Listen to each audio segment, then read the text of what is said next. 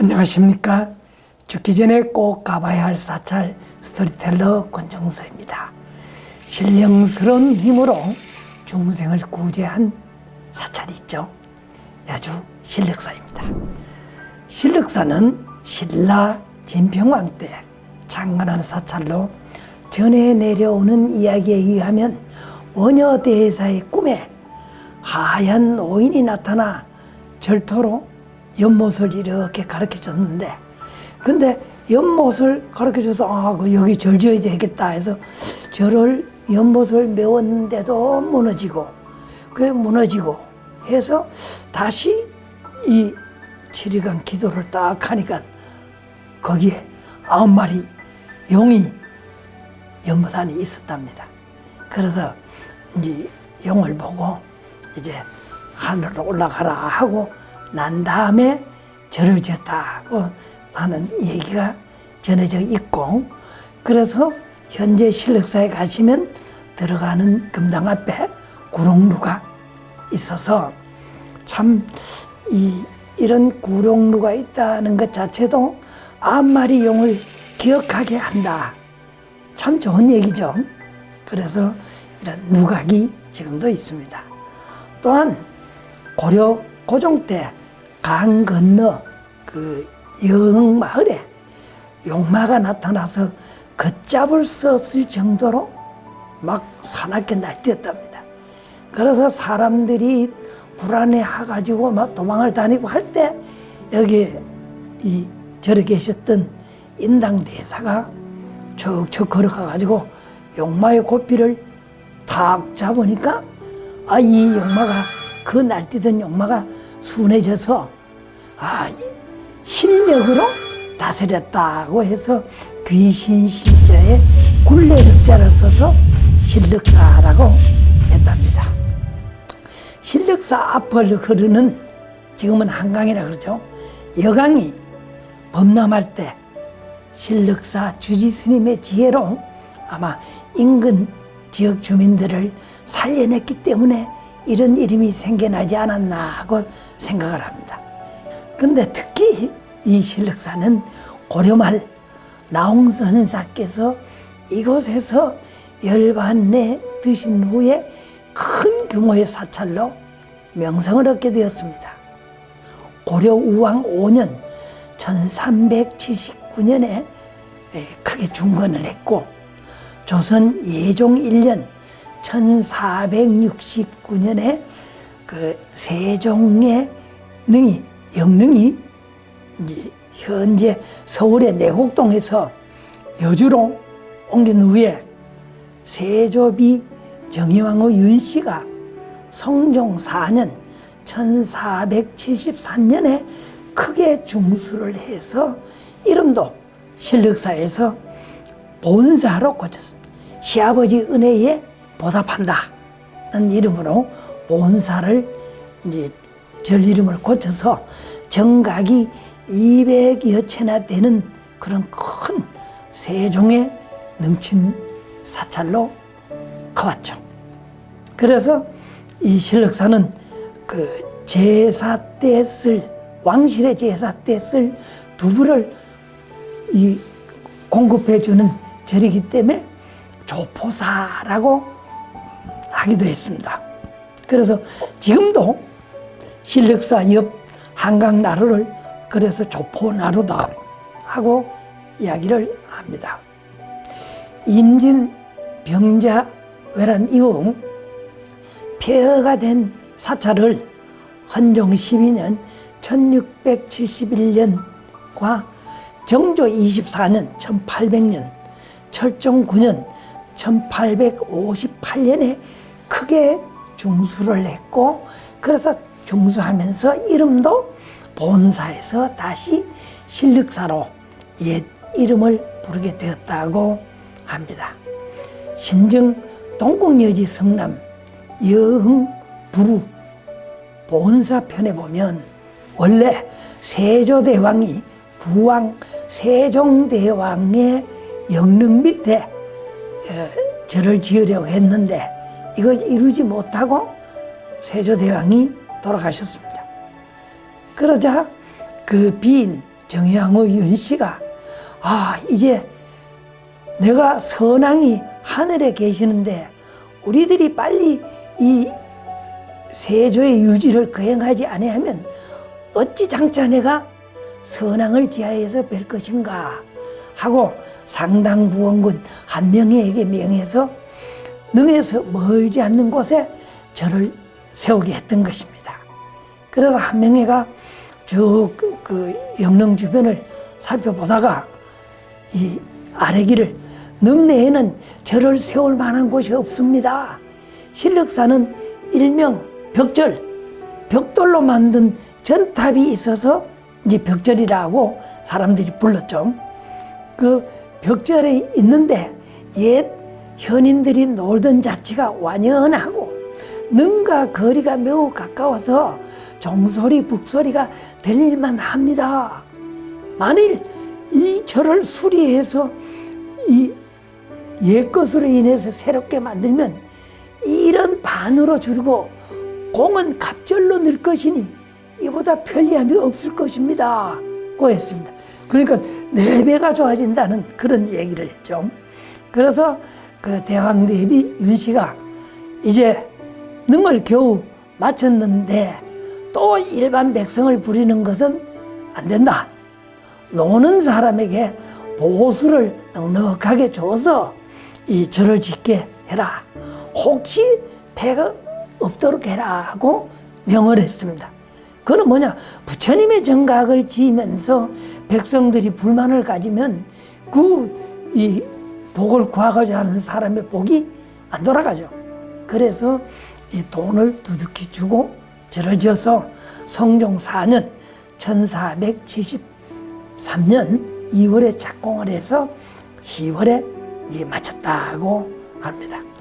그 신륵사에 이제 구렁루를 들었으면 보물체 255인 다층 불탑이 3m의 흰 대리석으로 쌓아 올린 조선시대의 불탑이 있습니다. 원래는 8층이었는데 8층 이상이었는데 지금은 8층까지 남아있고 그 기단석 내면에는 구름무늬 또 용문양 이 아주 조각이 화려하게 되어 있습니다. 또 지대석에는 그 연꽃 장식으로 된 연화문이 있고 또 상층 기단 갑석에는 이제 연화문 장식이 아주 화려해서 석탑에서 보기 드물게 아름다움을 가졌던 것이죠. 이 불탑은 조선 이 조각 수법이 국보 제2호인 서울의 탑골공원에 있는 원각사지 10층 석탑과 비슷합니다. 조선시대 불탑은 전국에서도 10기 내외로가 안 되므로 아주 소중한 문화유산입니다. 특별히 기단부에 왕을 상징하는 힘찬 용을 새겨 넣어서 곧 국왕이 불교를 받들겠다라는 강한 의지를 이 석탑에 나타냈던 것이죠. 이 불탑 뒤로 이렇게 보면 극락보전이 큰 규모는 아닙니다만은 그래도 좀 당당하게 되어 있습니다.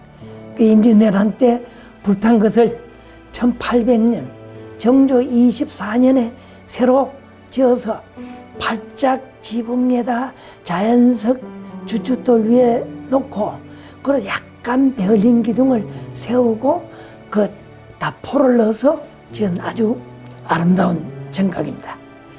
지붕이 보면 아주 큰데 이 크게 만드는 특징이 뭐냐? 이게 왕실에서 건축물이 그런 형태입니다. 왕실이 보호를 하고 있고 그 왕릉을 지키는 역할을 하기 때문에 그 건물의 격식도 왕실의 건축 기법으로 만들었던 것이죠. 그래서 아주 그렇게 크진 않지만은 당당하고 아름답게 보입니다. 또 내부의 부처님은 보물 1791호로 지정되어 있는데 1610년 광해군 2년에 제작된 목조 아미타 삼존불입니다. 주존인 아미타 부처님은 이렇게 앉아 계시고 옆에 관음 세지보살들은 어떻게 쭉 이렇게 서서 계십니다.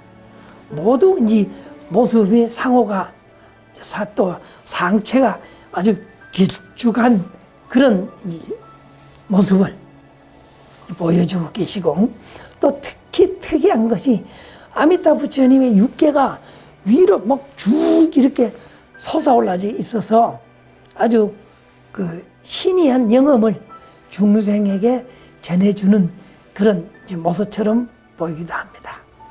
또한 아미타 부처님의 뒤에 보는 후불화가 있는데, 광무 4년 1900년에 제작된 이 아미타 후불화인데 아주 해학적인 모습이 그려져 있어서 재밌습니다.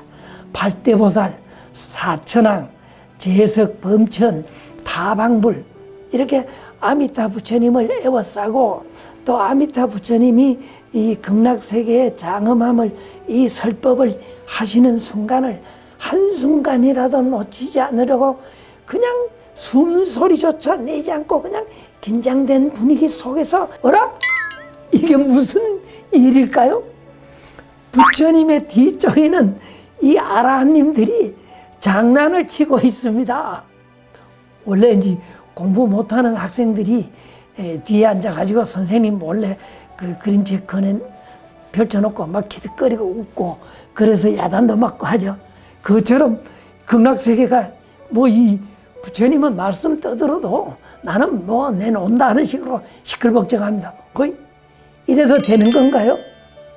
그 우측에 그 한 아라한의 모습을 보면 장난기 섞인 표정으로 대나무 그림을 쭉 펼쳐 보이며 이거 내가 그린 사군자인데 이 대나무 어때? 잘 그렸지?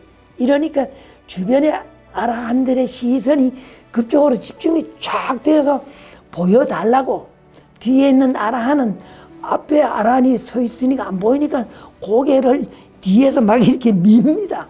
밀고 있고, 또 안 보인다고 손가락을 옆을 또 이렇게 미는 아라한, 또 어떤 아라한은 어떻게 하냐, 야, 이 자리에서 지금 이걸 꺼내면 어떡하냐, 그리고 하지 말라고 이제 말리는 아라한 등 정말 전태만상의 모습이 되게 재밌습니다. 맨 뒤에 원래 공부에 관심 없는 팔부중들은 이내 눈길이 부처님 말씀 듣는 것보다 슉 지금 아라한의 그 그림에 눈길이 슉 가고 있습니다. 그러나 일부 그 신중들은 부처님의 야망 맞을까봐 이거 뭐 언뜻 이걸 보고 나는 안 봤어 하는 쪽으로 근신스러운 표정을 이렇게 하고 있어서 좀 되게 재밌죠. 이렇게 장엄된 부처님의 근엄함, 위, 숨도 쉴 수 없는 경직성을 이 중생들이 정각 들어가서 주눅이 들면 어떡합니까? 이런 것이 염려되니까 아예 아라한들은 걱정 마라, 걱정 마라. 내가 좀 이렇게 흔들어 놓을게. 그래서 해학적인 느낌을 줘가지고 중생들이 편안하게 부처님을 뵐 수 있도록 이런 이 불화가 나와서 상당히 여유로움과 해학을 던져주고 있습니다. 정말 근엄과 이 해학을 잘 조화를 시켜서 여기에서 소통을 찾아낸 우리 조상님들의 안목이 정말 놀랐습니다. 그리고 이 아미타 삼존불 위로 보면 화려한 복에는 천상의 누각처럼 막 아주 조각이 아름답고, 거기 주변에는 비천, 용, 봉황 뭐 이런 상스러운 동물들로 치장을 해서 부처님의 그 천상의 세계에 있다는 것을 이제 보여주고 있고, 자, 이제는 또 신륵사가 유명하게 된 스님을 뵈러 가야 되겠죠? 조사당입니다. 조사당은 보물 제180호로 신륵사에서는 가장 오래된 이제 목조 건축물로 아주 조그만하고 날렵하고 발작 지붕의 다포식 건물로, 근데 이거는 작다 보니까 대들보가 없는 것이 특색입니다. 이 내부에는 신륵사를 유명하게 만든 나홍스님과 우로 나홍스님의 스승 지공화상, 또 나홍스님의 제자 무학대사의 진영을 여기다 모셔다 두고 조사당이라고 했습니다. 그 또 특이한 것이 조사당 앞에 보면 향나무가 있는데 태조 이성계의 왕사인 무학대사가 스승 나홍선사를 추모하며 심었다는 향나무가 있습니다. 수령이 한 6, 700년이 넘었다고 하네요. 근데 이것도 보면 스승에 대한 애틋한 추모의 정을 표현했는데 기가 막힙니다. 이 향나무가 살아가지고 어떻습니까?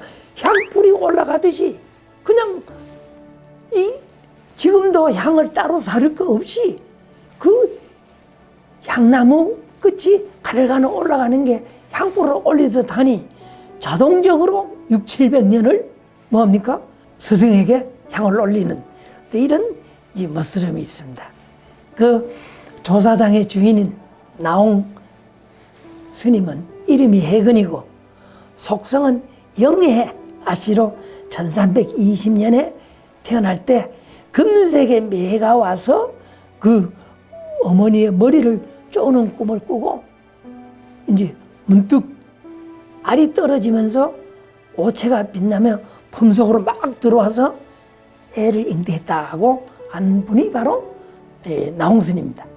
그런데 이 스님은 20세 때 그 친구의 죽음을 보고 깊이 뼈저리게 느껴서 양주 회암사로 출가를 하고 또 중국 원나라에 가서 서천 108대 조사인 인도 지공화상으로부터 부처님의 법통을 이어받았습니다. 그래 원나라 임금의 청에 인해서 거기서 법회를 크게 또 열기도 했고 또 고려 공민왕 7년에 1358년에 귀국을 해서 또 1371년 공민왕의 왕사가 되었습니다. 그래서 불교를 일으키는데 큰 역할을 했죠. 그러나 워낙에 신도들이 이 나홍 스님을 따르니까 고려 우왕이 나라가 뒤집힐까봐 회암사에 계시던 나홍 스님을 밀양 영원사로 쫓아버립니다. 이제 배를 타고 또 걸어서 신륵사에 오셨습니다.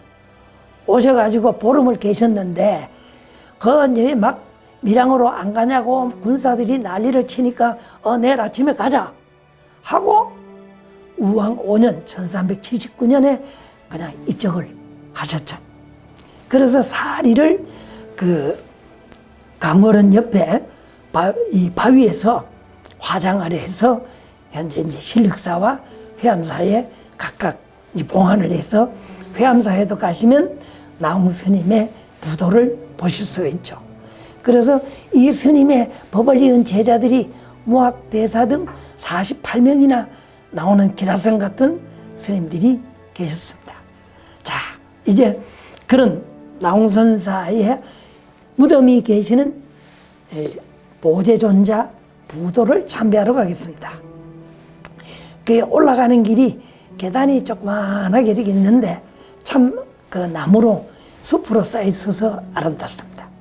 그 올라가시면 보물 228호, 229호, 231호 나홍 선사 부도, 부도비, 또 부도 앞 장명 등이 그렇게 3개가 있습니다. 지상에는 넓은 석축을 쌓고 이렇게 스님이 계시는 부도 전역을 돌로 얇은 깔아가지고 낮은 네모난 기단 위에 이 층으로 받침대를 받쳐서 부도를 크게 보주형 부도를 올렸습니다. 비는 높이 2.12m로 위패 형태로 만들어졌는데 일반적으로 고려시대의 비는 밑에가 거북이 형태가 있고 이제 비석이 쓰고 위에는 또 이수라고 해서 영이 있죠.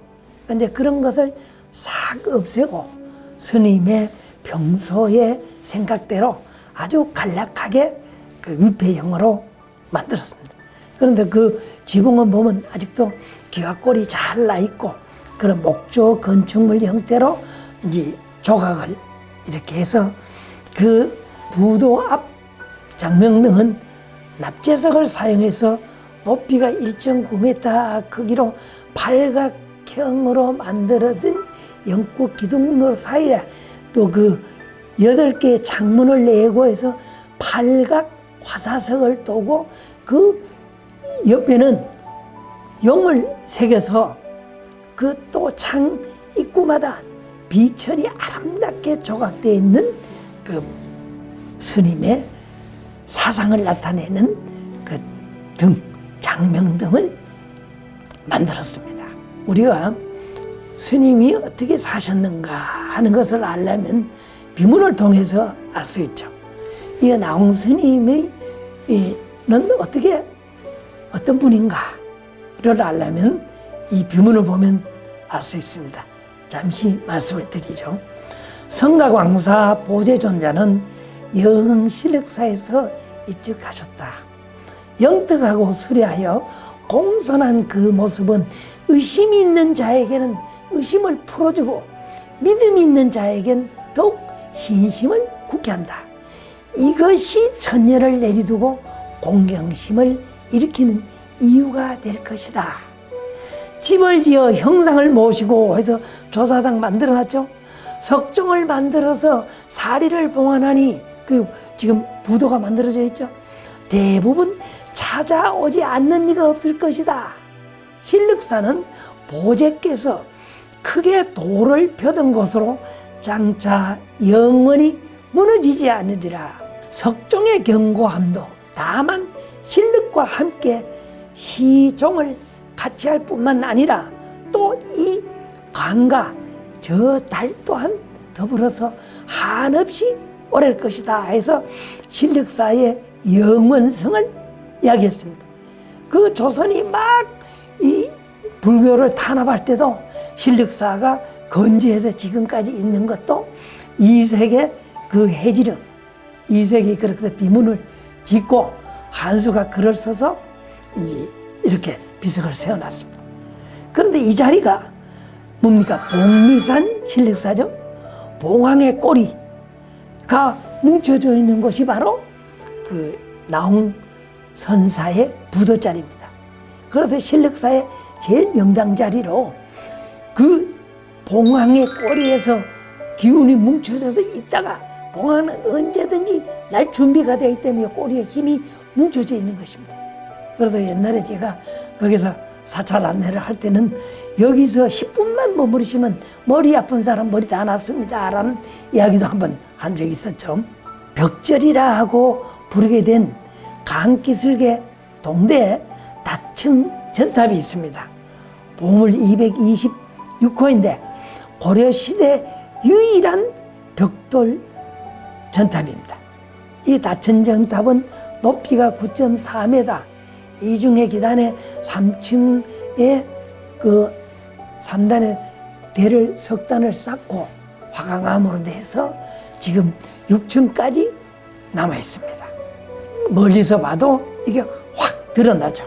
근데 벽돌마다 덩굴 무리를 새겨 넣어서 참 아름답습니다. 그래서 여강 동쪽 절벽에 우뚝 선 이 탑이 조선시대나 많은 사람들은 신륵사의 얼굴이다라고 이야기를 했죠. 정조가 영릉을 참배하고 묻기를 저 서북쪽 숲 사이로 어슴푸레 보이는 곳이 이름과 본사로 세상에서 벽사라 하는 곳인가 하고 물으니 신하가 절간의 동쪽 언덕 절벽 위에 조그마한 탑이 있는데 벽돌로 쌓았습니다. 벽사란 필시 여기서 유래된 것입니다. 여기서 바라보는 풍광이 너무나 아름답습니다 라는 얘기를 했죠. 그래서 강원도 영월에서 옛날에 뗏목을 싣고 물길을 따라서 한강으로 들어올 때 그 배사공들은 그 강의 위험함을 알죠. 그래서 신륵사의 그 전탑을 지나갈 때는 멀리서 전탑을 보고 합장을 하고 예경을 하고 가면서 아 저쯤이면 이 신륵사라구나 하는 걸 알아서 이 어떤 등대 역할도 했다는 것이죠. 또 이 탑을 지나면 보물제 230호로 된 대장각비가 있습니다. 이 대장각비는 1383년 우왕 9년에 신력사 대장각에서 대장경을 인출한 기념으로 세운 비입니다. 비문의 내용은 목은 2세기 돈 이승인 선생에게 이야기를 하기를 우리 아버지 가곡 이정께서 항상 단식해서 얘기를 했는데 나는 이제부터 어디에 의지하고 어디에 의지할 것인가 라고 단식을 했답니다. 이때 남산 총공 스님이 가곡 이정 아버지에게 일러 말하기를 공이 지금 진실로 우리 부처님의 법으로서 아버지와 어머니의 명복을 비르고자 한다면 어찌 대장경 함부를 간행하지 않으십니까? 하고 얘기하니까 우리 부처님의 모든 것이 여기 있습니다 라고 얘기해 이 아버지는 그렇게 해야 되겠다 했는데 이제 돌아가셔서 또 아들인 이색이 상복을 입은 중에 또 돌아가셨어요. 그래서 내가 바야흐로 상중에 있으니 이런 내가 대장경 인출할 겨를이 없었는데 또 아파가지고 병원이 있어서 못했고 또 동민왕이 돌아가셨고 그래서 위로는 선왕의 명복을 빌고 아래로는 아버지의 뜻을 계승하는 일이 어찌 여기에 있지 않겠는가 해서 나홍선사의 제자들의 도움으로 1380년 2월부터 1382년 4월에 절 남쪽에 2층 집을 정각을 세우고 크게 단청을 해서 이 대장경을 모셨다고 합니다. 이러한 대장경을 조선 태종 실록에 보면 일본성 규슈가 일본 왕이 자기네 왕이 이 대장경과 반야경을 열람하고자 합니다. 그래서 얘기를 태종께 했죠. 신이 받아서 우리 왕에 바치기를 원합니다 하고 하니 태종이 이 나라가 이 안정이 안 돼 있을 때라서 일본이 또 어떤 해코지를 할지를 모르니까 물어봤습니다. 대신들에게 일본이 대장경을 구하니 경판을 보내주는 것이 어떻겠는가? 그 경판이 어디 겁니까? 해인사 겁니다. 그러니까 신하들이 아이고 이거는 경판을 주는 거는 말도 안 됩니다. 우리 국보를 주면 어떻게 하겠습니까? 해가지고 태종이 예조의 명에서 그러면 신력사에 소장되어 있는 대장경 전부를 일본 국왕에 주고 또한 보너스로 광덕사에 소장되어 있는 대반야경 전부를 규슈에게 내려서 일본에 가져가게 했답니다. 그러나 규슈는 만족하지 않았다고 합니다. 또 이 대장경 각기비 옆에 보면 여강 바위에 아름답게 새겨진 강원헌이라는 정각이 조그만하게 있습니다. 강원헌은 나온 선사의 당호입니다. 그래서 선사를 추모하기 위해서 이 누각을 이 바위를 얹어서 새겼는데 1972년 홍수 때 내려가 버려서 지금은 철근 콘크리트로 다시 이제 새겨놨습니다. 이색은 나홍선사 비문에 이런 이야기를 했습니다. 보제의 몸은 이미 화장하였건만 강물과 다른 지난날과 다름이 없구나. 이제 실력이 장강에 임하여 있고 석종이 거기에 우뚝 솟아 있어 달이 뜨면 그림자가 강에 거꾸로 걸려 있고 물빛은 등불빛 같고 무럭무럭 타오르는 향기만이 그 속에 엉겼으니 이른바 강원헌이로다.